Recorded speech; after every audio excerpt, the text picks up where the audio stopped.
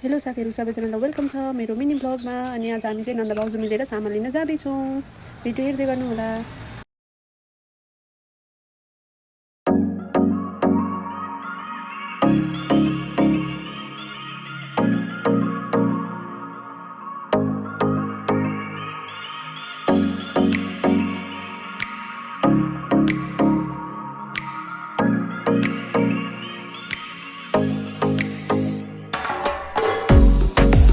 हामी चाहिँ सामान किन्ने ठाउँमा पुग्यौँ अनि हामीले सोचे जस्तो र खोजे जस्तो सामान चाहिँ हामीले धेरै टाइमपछि मात्र पायौँ। अनि खुसी हुँदै प्याक गरेर हामी चाहिँ घरतर्फ लाग्दैछौँ। भाउजू पैसा देखाउँदै हुनुहुन्छ, यति उब्रियो भन्ने देखाउँदै हुनुहुन्छ। अनि म चाहिँ अनलाइन हेर्दै थिएँ, कति कार्य देखिसकेको छु गर्मीले भनेर। अनि फाइनली हामी पछि आइसकेको थियौँ। अनि मैले चाहिँ मुख धोएँ, धेरै गर्मी भएको थियो र। अनि हामी यहाँ खाजा खाँदैछौँ भाउजू र म चाहिँ।